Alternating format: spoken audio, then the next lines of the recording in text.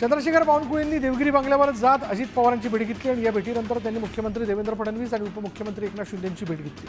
यावेळी वर्षावर तानाजी सावंत, संजय शिरसाट आणि भरत गोगावलेही उपस्थित होते। या भेटीत खातेवाटपावर चर्चा झाल्याचं सूत्रांकडून सांगितलं जातं। येत्या 15 डिसेंबरला राज्य मंत्रिमंडळाचा विस्तार होणार असल्याची सूत्रांनी माहिती दिली आहे। नागपूरमध्ये नव्या मंत्रिमंडळाचा शपथविधी होणार असल्याची माहिती आहे।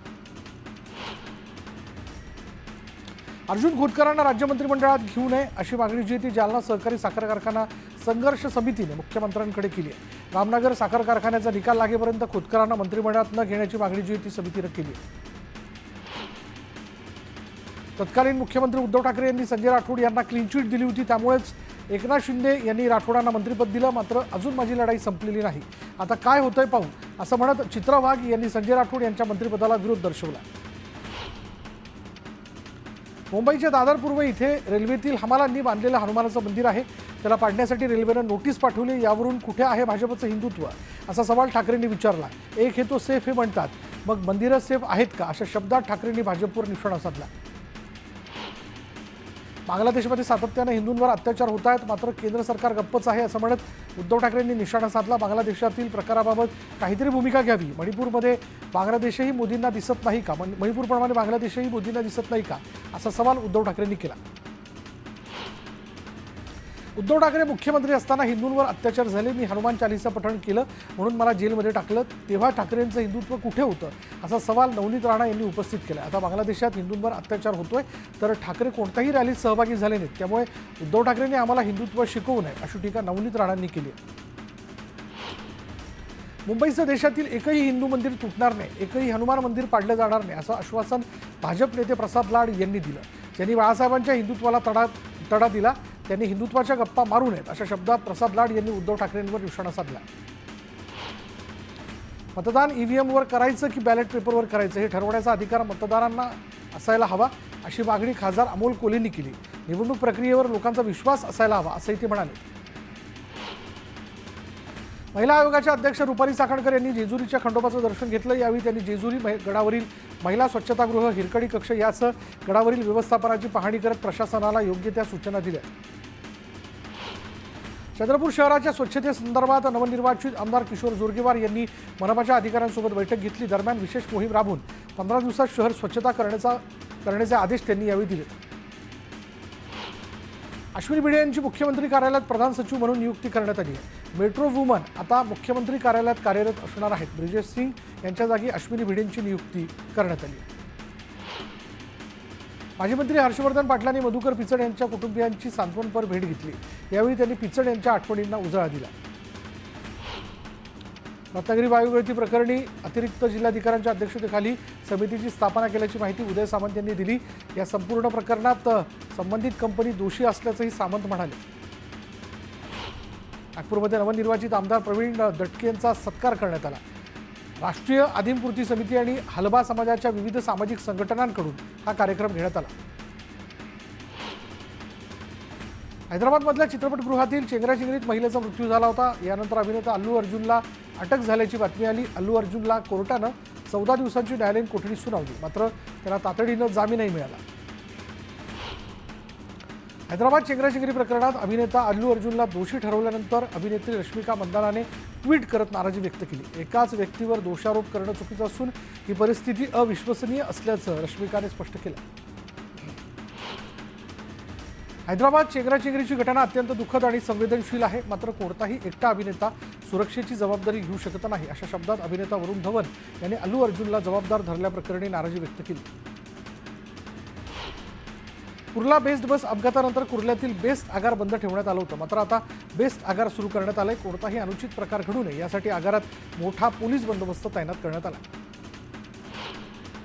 पवी पोलिसांनी केलेल्या 3 कोटी रुपयांचं काश्मीरी चरस जप्त करत एका आरोपीला अटक करण्यात आली आहे। आणि या सराईत ड्रग्ज तस्कराकडे मोठ्या प्रमाणात ड्रग्ज असल्याची माहिती असून मुख्य आरोपीच्या साथीदारांचा शोध सुरू आहे। अमरनाथच्या आनंदनगर MIDC परिसरातील पथदिवे बंद असल्यानं कामगार आणि महिलांना त्रास सहन करावा लागतो। वारंवार लेखी निवेदन देऊनही अद्याप पथदिवे लावण्यात आलेले नाहीत, त्यामुळे राष्ट्रवादीच्या कार्यकर्त्यांनी MIDC कार्यालयावर धडक देत तीव्र आंदोलनाचा इशारा दिला। मुंबई पोलीस आयुक्तांच्या आदेशानंतर मुंबई शहरात अनधिकृत फेरीवाल्यांविरोधात मुंबई पोलिसांनी कारवाईला सुरुवात केली। मुंबई महानगरपालिकेच्या मदतीने 20 अनधिकृत पानटपरी आणि 30 फेरीवाल्यांविरोधात MIDC पोलिसांनी तोडक कारवाई केली।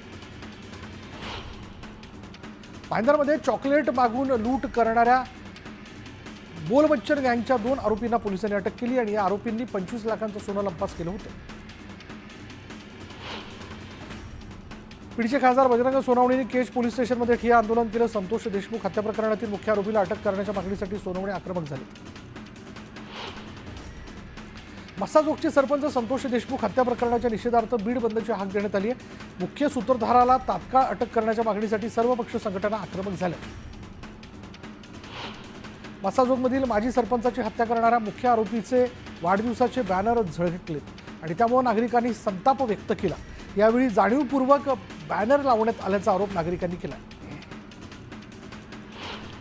शिक्षक साजेद अली हत्या प्रकरणात बीडच्या विशेष मोका न्यायालयाने 12 जणांना जन्मठेपेची शिक्षा सुनावली। 2019 मध्ये साजेद अली यांची हत्या करण्यात आली होती।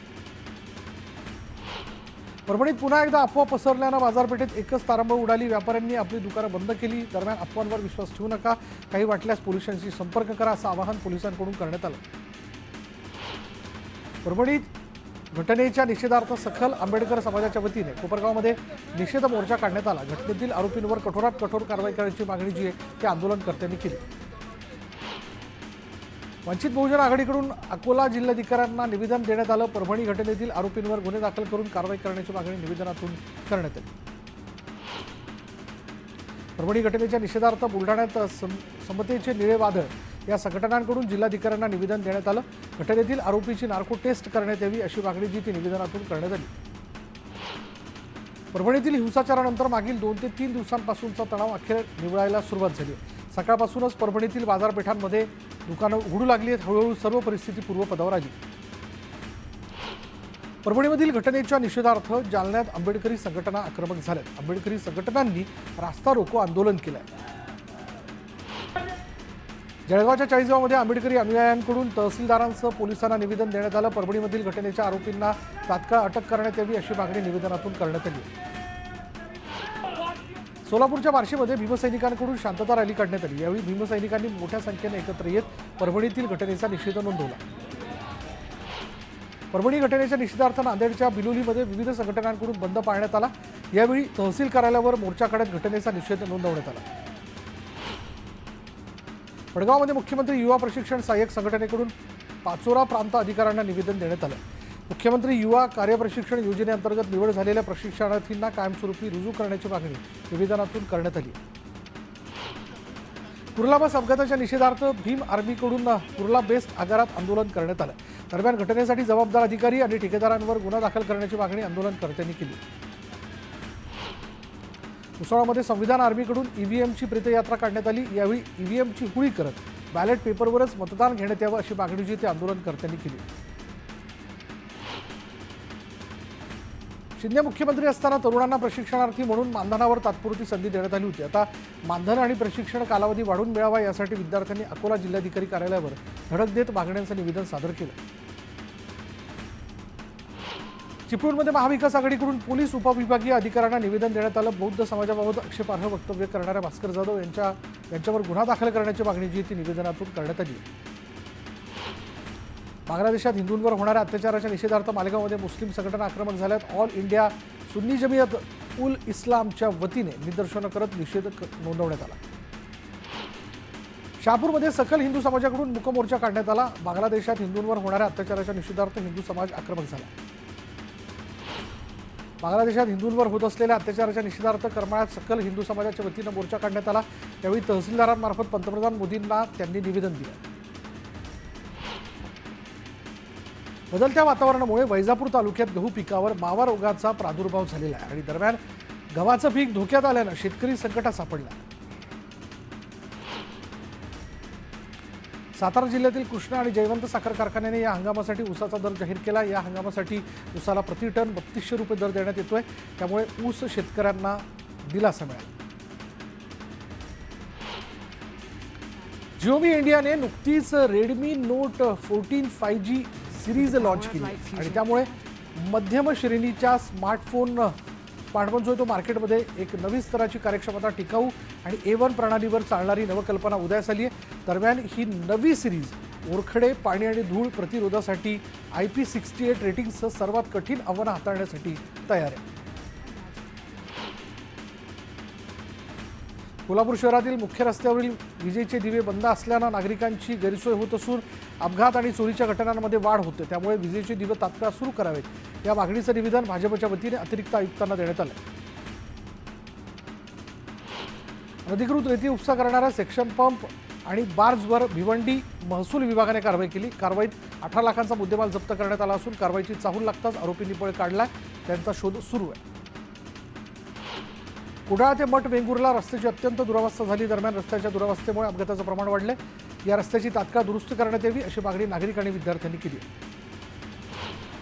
शिर्डीतील साईनाथ रुग्णालयात आयुष्मान भारत प्रधानमंत्री जनआरोग्य योजनेची सुरुवात करण्यात आली. त्यामुळे महात्मा ज्योतिराव फुले जनआरोग्य योजनेअंतर्गत आता रुग्णांना मोफत उपचार घेता येणार आहेत. जास्तीचा परतावा मिळवून देण्याचा आमिष दाखवून नारायणगावमध्ये 79 गुंतवणूकदारांना 7,67,00,00,000चा गंडा घालण्यात आला. दरम्यान या प्रकरणी 2 जणांवर गुन्हा दाखल करण्यात आला.